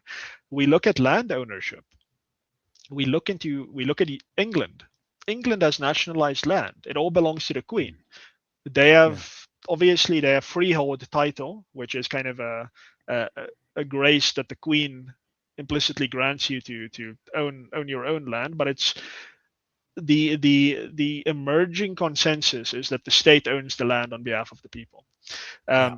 Now we in South Africa, we sit here and we look at that. We look at that at the same time when the left, as I said earlier, has impeccable PR. Socialism has impeccable PR. It has great Yeah. vibes. Democracy has great vibes. Conservatism, as we understand it, and I watched Ben Shapiro's latest video on the Tate brothers yesterday. As Ben Shapiro Mm, understands it, I would actually encourage everyone to watch that. He really went into what is conservatism, and it really touches on what we've now discussed about the restrained vision of society. mm, And Ben makes the point: it's boring. Being good is boring. Being yeah. sinful is fun. Being Mm, being transgressive is fun. And the mm, PR is now on the side of that fun, on being kind of the essentially the vibes of it. I think vibes is yeah. it's a modern word that perfectly encapsulates what I'm trying to say. So now you Yeah. have the good vibes of the left and the international, let's say primarily Western experience of moving away from these building blocks that created the wealth that they're using to fund their healthcare systems and whatever. Mm, Um, and now we have to ask, how should South Africa approach this? Well, mm, it's very tough. It's very difficult to convince. I mean, let's forget about the ANC, to convince a good DA or a good Freedom Front representative that actually we need to do the opposite of what the successful Western states are doing. They might at some point agree with you in the abstract, but they will never be able to put that through in practice. They will argue, as they do, for example, on the Tafelberg case, what I spoke about earlier, the Constitutional Court judgment on land, on housing.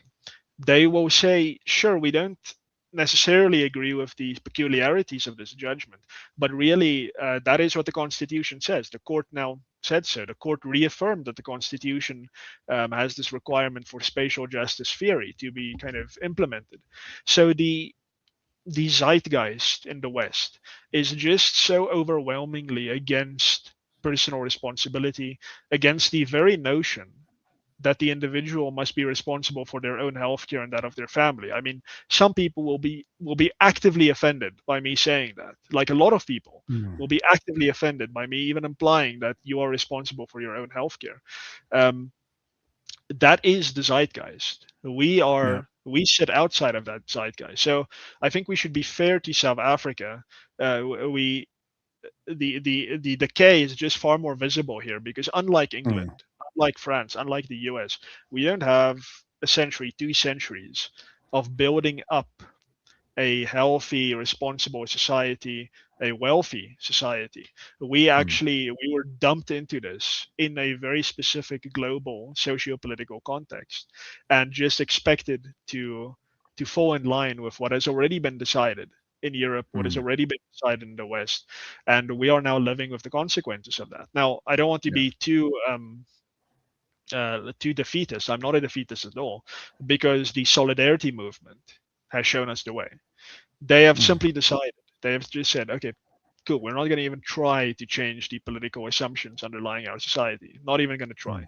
We are going to identify problems that exist amongst our people, amongst our constituency that funds us, that has a stake in our movement, and we're just going to go and solve those problems. We're like we're not gonna stand for office. We're not gonna try to get elected. We're going to say we can solve your pothole problems if you pay us a monthly membership fee, and we're gonna come and solve that problem for you. Orania established its own medical scheme. It's probably not as comprehensive as the big ones, but they're trying something there. So this that makes me very proud to be an Afrikaner. I'm increasingly almost Afrikaner nationalistic in the sense that I see that Afrikaners are at the very tippy top of leading the resurgence of what, in my view, is Western civilization. Like we're a small population, but we have shown that actually you don't need to see this mountain of a political dispensation that is geared against responsibility, geared against our constrained vision, Sewell's constrained vision of society. You can just go and make that reality for yourself, and the political system will have no choice but at some point but to catch up with you if you do in fact create that reality in practice. And really very little stops us in South Africa because we have a weak state, we have a profoundly incompetent state. Like our enemies are some of the most like retarded, stupid people in the world, and there is no excuse for us to be losing against these people. And solidarity shows that. Like you can actually just get things done in areas where there's a AfriForum Neighborhood Watch, where there's a what do you call it? A community rating area. Essentially, kind of you pay a little bit of extra rates that then gets immediately given to your CRA in your area. It's a private community initiative that kind of puts up boom gates and so on. You're not allowed to keep them closed because we have freedom of movement in South Africa. But just that act of having the boom gates, crime falls to zero. Nothing. Zip. It's gone. There's no crime in those areas, and there's a neighborhood watch. So you actually do solve these problems. Without this idea of, oh my goodness, how are we going to get the police to solve South Africa's internationally competitive homicide rate? You're asking the wrong question. You can just solve the problem in your area, and the neighboring area can just do it and do it and do it. And self-doing. It's that do-it-yourself attitude that is, in my Yes. view, the only solution to what I've now described. This kind of Mm. overwhelming consensus that's against us. We can still win. We will win if Yeah. we just have that do-it-yourself attitude. Yeah, I was like, it's actually it's fascinating how people sort of divorce reality the second they start thinking about politics. Because Mm, in the general or most general sense of the word, every single human being at every level engages with the free market in every relationship that they have. mm, I have a friend, for example, who is moving house. They just bought a house here in Cape Town, and so they want me to help them move. And they immediately came to me and they said, "Would you help us on this day move?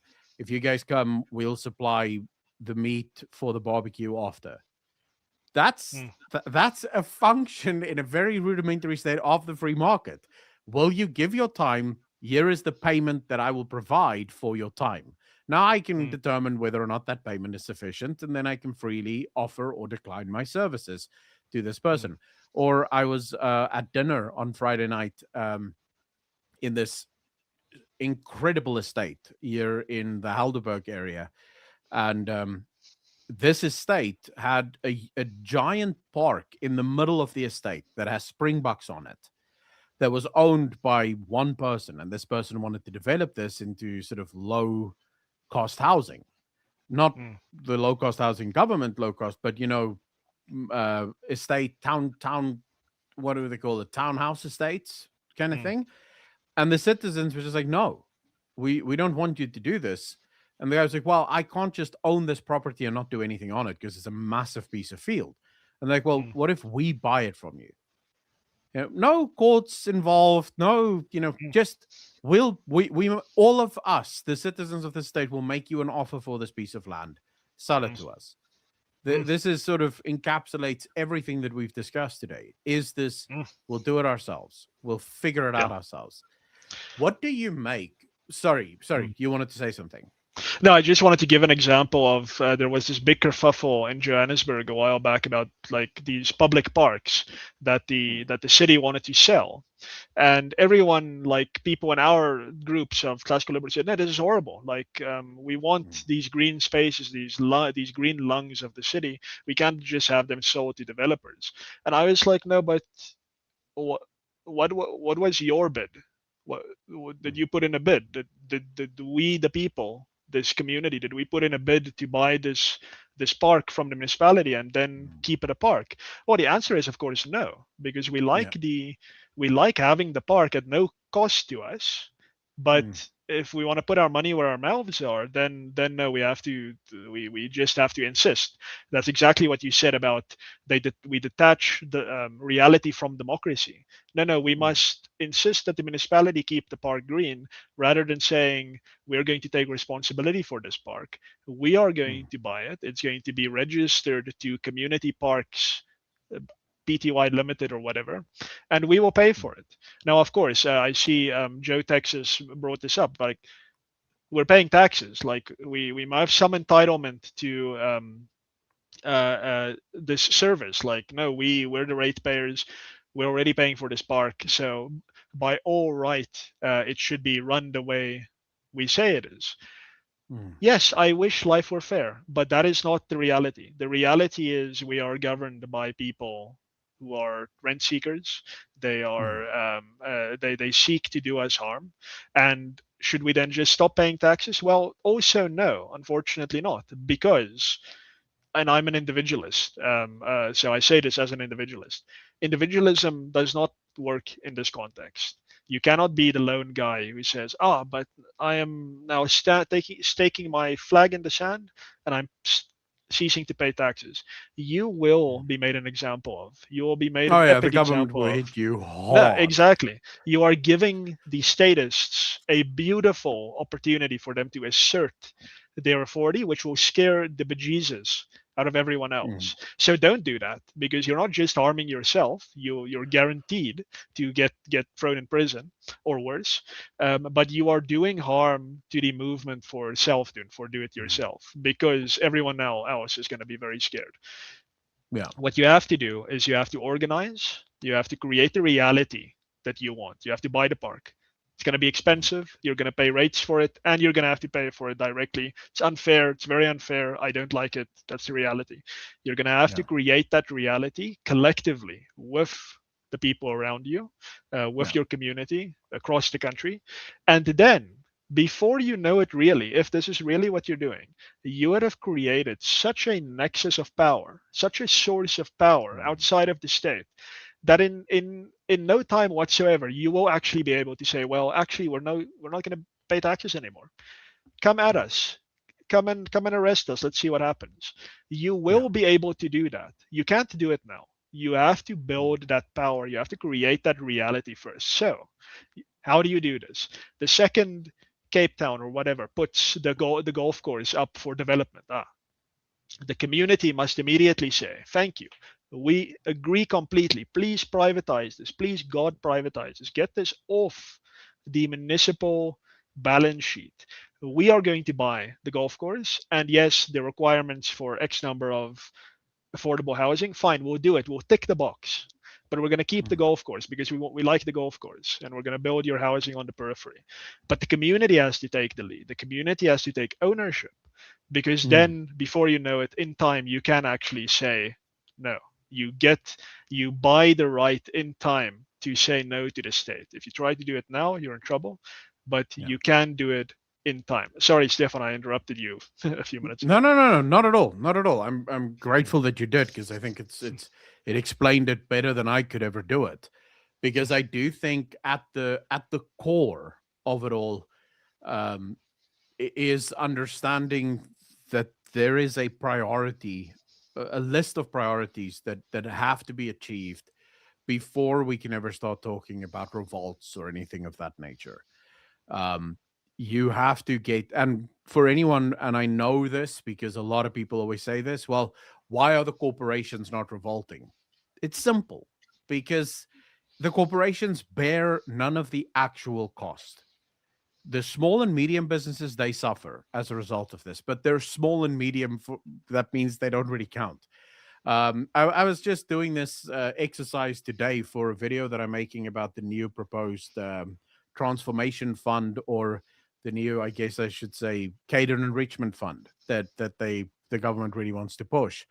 And the suggestion is, of course, that we should have a 5% surcharge tax for companies and corporations, so that they don't have to adhere to BEE anymore, or a 3% levy on revenue. Mm, And what I wish I could tell people, because I immediately saw some economists saying this is a brilliant idea. And I thought, okay, do you guys realize that there is no such thing as a tax on corporations?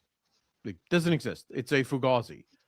Any money that the government taxes a corporation with will just be paid by the people who buy the stuff the corporation mhm, makes.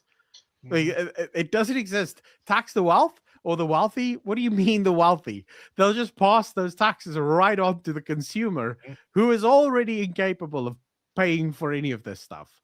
mm, So it's just it's annoying mm, to hear you explain these things, and it makes so perfectly sense from a logical perspective. And mm, then knowing that there is some caterer or some voter out there who just immediately thinks, no, he just wants us to be poor. mm, It's like, well, mm, actually, no, we're trying to stop you from having to pay. And it's actually incredible. I did just this thing with ChatGPT where I told it, if I'm selling bottles of water for 10 Rand a bottle at 5 Rand profit, how many bottles of water do I have to sell in order to make R1 billion profit a year? Because corporations work on profit targets. And mm, it's like 275,000 something bottles of water. mm, And I said, mm, okay, imagine the government taxes me 33% on my 1 billion. How much should I charge for the bottle now in order to still make 1 billion Rand? And it's like 12 Rand 50. So 2 rand 50 extra on top of the bottle just to still make my billion. Mm. It's so logical, and yet it's lost on the ordinary Yeah. people of South Africa. And the state admits this. I mean, when the war in Iran recently started and the oil prices went up, the state cut the fuel levy, and Mm, the petrol price came down significantly. And in any kind of reasonable society, people would be like, no, but wait on, hang on. Why couldn't, like, if you did this years ago, like our petrol price would have been 40%, like 40% of what you pay for petrol goes to the government. Like, mm, imagine if that 40% was not paid. And I'm not even talking here about the VAT or the corporate taxes that the petrol companies pay or the importers pay. They all pay that still. I'm just talking about the mm, fuel levy and the RAF levy that's added to your petrol bill. So yeah. you're paying a lot more to the state. But if they just took away that small portion, we would be paying significantly less, almost half Mm, than what we're paying for petrol now. So the state admits this. Otherwise, why would they have cut the fuel levy under those dire circumstances? But still, yeah. people don't make that connection because this, as you say, applies to all taxes. It applies to rent control. It applies to all these things that the state apparently does to come and help the Mm, poor, to kind of to have more social justice in society. Will increase taxes to increase state spending on yeah. services. The reality is the corporations will pass it on to you up to the point that you can't afford it anymore, and then the corporation will close down. That is how it Yeah. works. They will close Mm, down, the jobs will be lost, you won't get that product anymore. There is no reality, and this is the beautiful insight of the Austrian School of Economics, is that hmm. value is subjective. Value is Yeah. always subjective. There is no such thing as an objective value. If I showed you a piece of gold now, this thing is worthless in the abstract. It has no value in the abstract. It only has the value that I personally have for it and that you have for it. If I were in Mm, the desert dying and someone was like, here's a bottle of water or a big piece of gold, I would say, please give me the bottle of water and keep your gold. It has no yeah. value. It has no objective value. So, what does that mean for practical economics? It means that if a company has a certain value, for example, on the work that a laborer does for it, let's say uh, a month of work by the company by this person is valued at 50 rand. That is what it values it as. Maybe it says it's only 25 rand because it thinks it can get away with less, but there is this 50, which is the upper limit of its value for that work. If the Yeah. state sets the minimum wage at 100 rand, that person will not work. That person will be fired. That is, I am now speaking about human reality. This is not my opinion. That Yeah. person will be fired, or Mm, their working hours will be reduced, or they'll get an illegal immigrant to come and do the job kind of under the table or something. But the mhm. company will not pay 100 rand. Why? Because it is more than their subjective valuation of that Yeah. labor. Under no circumstance would pay more. So when it comes to kind of this social justice theory, it's like, well, we just regulate our ideal into practice: minimum wages, rent control. Mm, Yes, you can do that up to a point. There is an invisible point that none of us know where it is. Even the company itself cannot tell you. If you prompt and be like, what do you value this as? They'll be like, well, we'll need to kind of get back to you. There's various factors on this. But that point does exist. And mm, the company will bear the cost of the state's interference up to that point, which again, we mm, don't know where that point is. If we step over that point, if on the broader in the broader scheme of things, which includes the cost of labor, the cost of compliance of taxes, if mm. we step over that point, the company is done. It's over.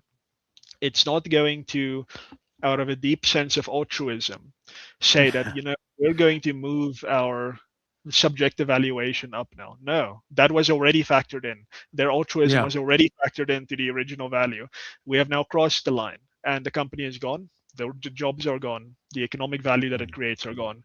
The taxes that it paid is gone. And you're right. It's immensely frustrating that people don't get this because subjective value is, I mean, I'm not an economist by any stretch of the imagination, but when I understood subjective value, mm. I mean, it's like a whole new world opened up to me. Oh yeah. You could just Yeah. understand why things in society are happening the way that they are, especially when it comes Mm, to state regulation of the economy. So no, you're right. It's very frustrating. And if people get that, if people get the idea of subjective value, it would actually Mm. reduce the temperature of politics significantly, Oh because yeah. people won't get so worked up and offended. They would just understand the inherent Mm. nature of value is that it is Yeah. subjective. Yeah, and I would like to add on to the minimum wage debate. People always like to point to Scandinavia and say, "Well, look how great it's working there," not keeping in mind that Scandinavia has about minimum wage on what most countries have it on unskilled worker jobs, right? Because no one has a minimum wage for a lawyer. Mm, Lawyers can set their own minimum wage mm, depending on how they want. Now, here's the problem in Scandinavia that most people don't keep in mind. Scandinavia actually has a shortage of unskilled laborers. It's most of those people go to university, they get a university degree, they go into some kind of skilled labor position.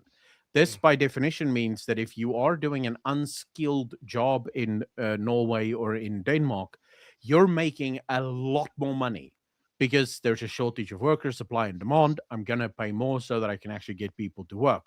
As a result of that, in Scandinavia, the vast majority of minimum wages are incredibly low compared to what people are actually making in the market. So it doesn't even mm, matter. It has no effect. This mm, will not be the case in South Africa, where we have the exact inverse, and we've seen that. I mean, there was a report that actually came out that showed the amount of maids in South Africa, domestic workers, as we call them here in mm, South Africa, that are plummeting as a result of minimum wages that's been introduced into mm, domestic workers. mm, Because I myself had to let my domestic worker go.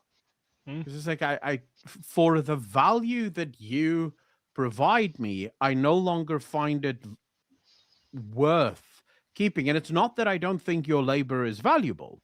mm. It's just that I can't afford at this current price point your labor. Yeah. No, You I mean know, exactly. I mean the way we determine subjective value is complete is, I mean it's almost inaccessible to us personally as well. I mean you could say, well, the cost mm, is too high, but you take various things into account. How much you like this person as well, that could increase your subjective value, and so on. But there mm, is a value. That's the thing, and at some point that is reached, and mm, like that's why I describe it as a gamble. Like every time we increase regulation or taxes or minimum wages, we are gambling. mm, You cannot determine, I mean a market price is a good proxy for subjective value, but mm, it's not the be all and end all. And our market price for labor already shows us kind of where the aggregate subjective value for labor is in this country. mm, So if you set your minimum wage nearer to that, you're gambling, and if you set it over that, you're certainly gambling. And it's not a yeah. question of guaranteeing a living wage and so on, which is all touchy feely and great vibes again. Um, you, if the so-called living wage is, I mean, we added at minimum wage and now we've moved to living wage, which is another one of Mm, these tricks that the left pulls. If you set that above what people subjectively value that labor at, it's just not going to work. On the flip mm, side, if you set it below what people generally at in the aggregate value labor at, it will work. And this is what mm, everyone always comes to the table with. You say that, look at Scandinavia, as you say, look at this jurisdiction in the US and that one. They instituted a minimum wage and it didn't cause unemployment. Wow, you free marketeers, you don't have any yeah. idea what you're talking about. It's like, no, you set the minimum wage below what the aggregate subjective value of labor is in that Mm, jurisdiction. Certainly in Scandinavia, and I mean, we now see the immigration crisis there. They are bringing in cheap labor from potentially the Middle culturally East and incompatible places. yeah, Yeah, so somehow that labor is going to get done, yeah. but their minimum wage is set below the subjective Mm, valuation in the aggregate. Of course, it's going to seem like it works then. If you set yeah, minimum wage at 10 Rand and I'm willing to pay 50 Rand, then I don't care. Of course, I'm going to pay. And in yeah. fact, it might cause me to pay you less. It might actually cause me to pay you less Oh because yeah. the law is now on my side. I can now say, oh, uh, the minimum wage is, or the living wage is 10 Rand. So I'm going to pay you 10 Rand, even though I would potentially have been very happy to pay you 50 rand, but now I have this Mm, path of least resistance, like what we were talking about earlier. Then I yeah. can keep more of my money. So the debate around minimum wages and taxes and regulations and so on, rent control, is all misinformed for as long as subjective value is not factored in. Yeah. If you do not factor in subjective value, you are having a pointless conversation.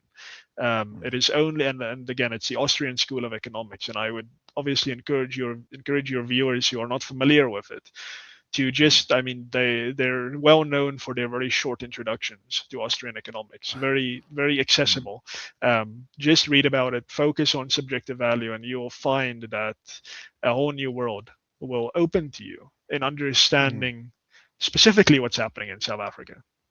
Yeah. Martin, we definitely have to do this again Mm, because there's so much else that I want to unpack. Specifically, maybe the mm, next topic should be about the free market, mm, because so much of politics, as much as the free market, and I'm sure Adam Smith would turn in his grave to understand how much the economic system has become intertwined with political systems. um, but it has, as a mm, result of corruption, as a result of statism. mm, um, I happen to think, and you can maybe just as a final sort of, I happen to think that's one of the biggest failures of the free market is we've allowed the leftists to frame the current failures of a statist infused mm, system as if it's a free market failure. mm. And 100%. Yeah. yeah. No, 100%. So, just it goes back to the PR, the impeccable PR of the left and of democracy. And I mean, it's actually very simple to explain. People on the right, or the constrained vision, we went and studied economics, law, engineering, science. Mm. The people on the opposite side went and they studied communications. So Yes. it's absolutely a failure on our side because Mm. we potentially had a too constrained vision about how to make our side of the debate fun and interesting and Mm. alluring. We ceded the realm of political communication almost, I mean, no, not almost, completely, fully, Mm. completely to the Yeah. left. Even right wing conservative political communicators are operating within an ecosystem with fundamental assumptions totally defined by left-wing, uh, unconstrained, Yeah. utopian visions of society. So you're completely right. That is our failure. Stop blaming the Yeah. left. The left are doing it right. They are winning. Like they saw Mm. the problem. They're doing what they need to do to make sure that their ideas win. Stop blaming the left. We need to blame ourselves for not responding appropriately. Just quickly want to say to Mr. Rob here, as well as to Turks Fay, thank you so much for the 500 Rand donation, and then also for the 5 memberships. Really appreciate you guys. And then to your point, Martin, I do want to, and I want to get you. Sorry, I promise we will end the chat soon. But you just said something that's very interesting to me. Do you?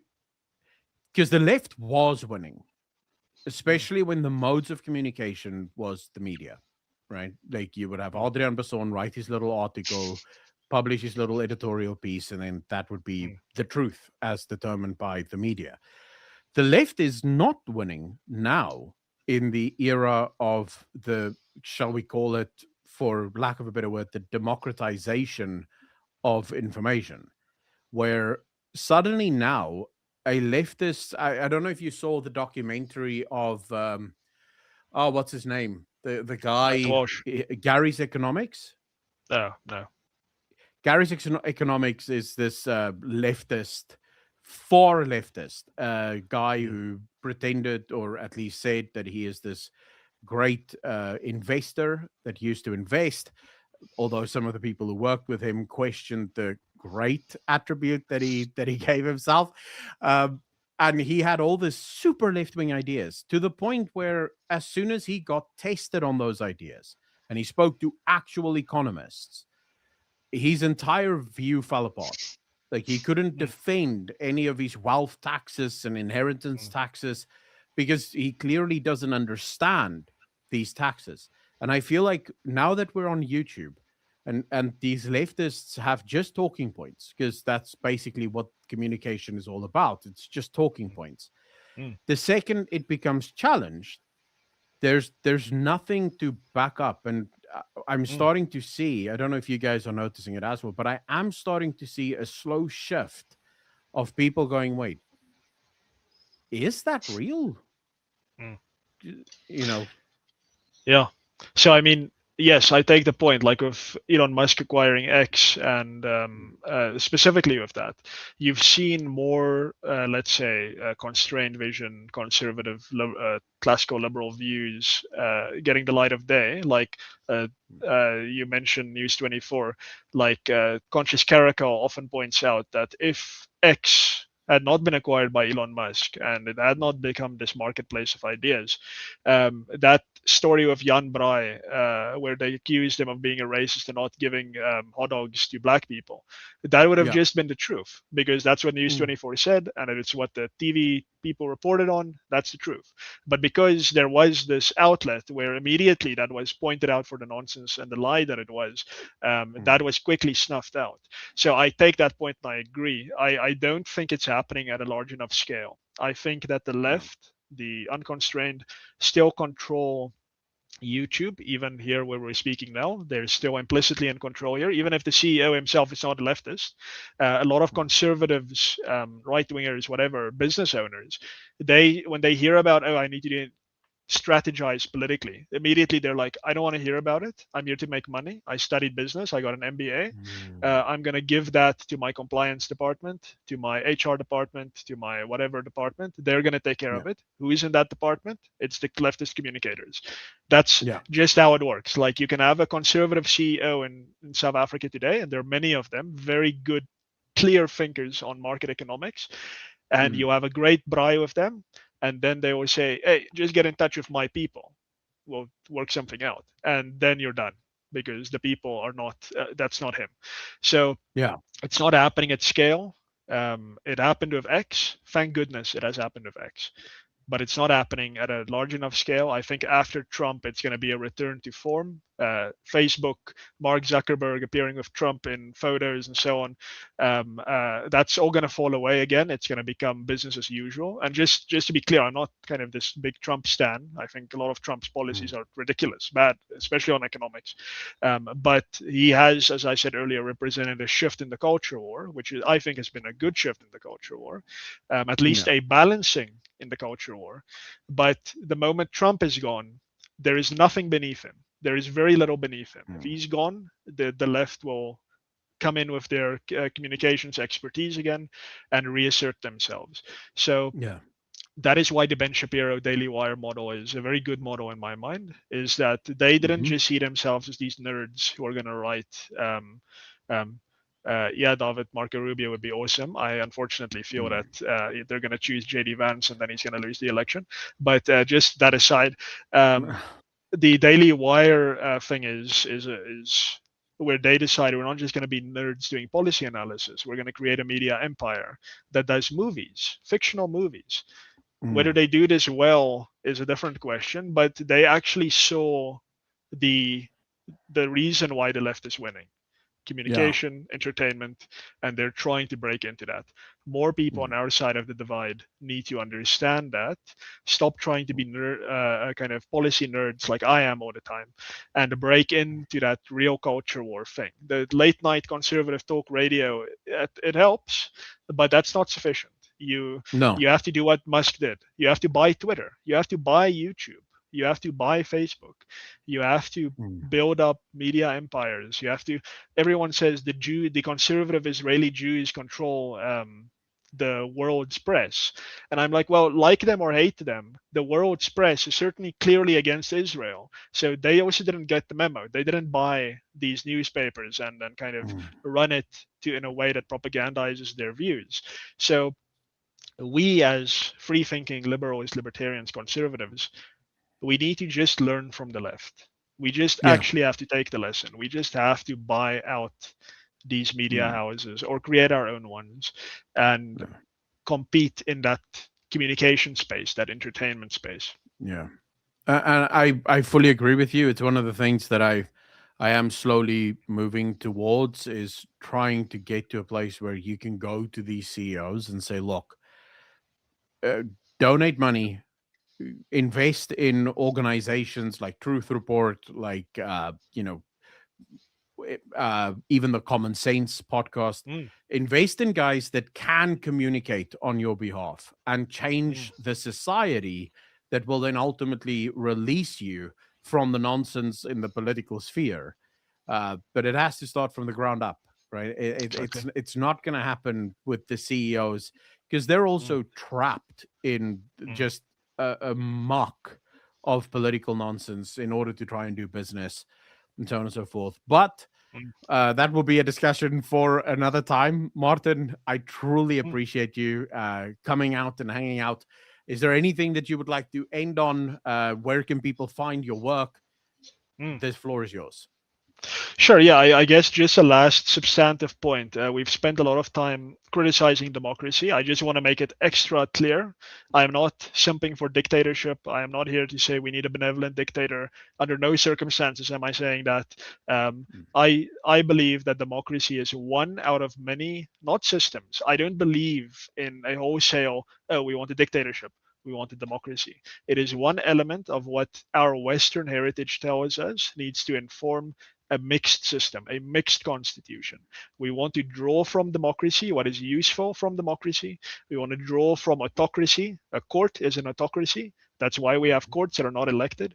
We want to draw from autocracy what is useful and keep that. We want to draw from monarchy what is useful mhm, and keep that. And ultimately, this is a big picture of constitutionalism. I am a constitutionalist. I believe that power must be limited, there must be checks and balances, and there must be no overriding democratic principle that always says, well, the people at the end of the day must get their way, or the dictator at the end of the day must get their way. I believe freedom at the end of the day must get its way, and that is something only a constitutional mixed system allows. mhm, So I'm not saying let's jettison democracy and get some wise leader to lead us. That's not what I'm saying. I think benevolent dictatorship is a idea that you can only appreciate with hindsight. You cannot create a mhm. benevolent dictator. You're going to have to take your dictator as you find him. I am not. I don't want to take that risk. So. Yeah. I'm not saying jettison democracy. Democracy does have its benefits. We need to be serious about that, but we have to be equally and not perhaps more serious about its very important uh, fundamental issues that we're not seeing. Mm. So yeah, that's just what I want to end on before someone says I'm this kind of anti-democrat Mhm. pro-dictatorship guy. It's not the case. So yeah, and then where you can find me, as I said, I'm the head of policy at the Free Market Foundation. That's the main place where I work. So I would encourage everyone to go to freemarketfoundation.com. My personal website is martinvanstaden.com. You'll find everything you need to know about me there.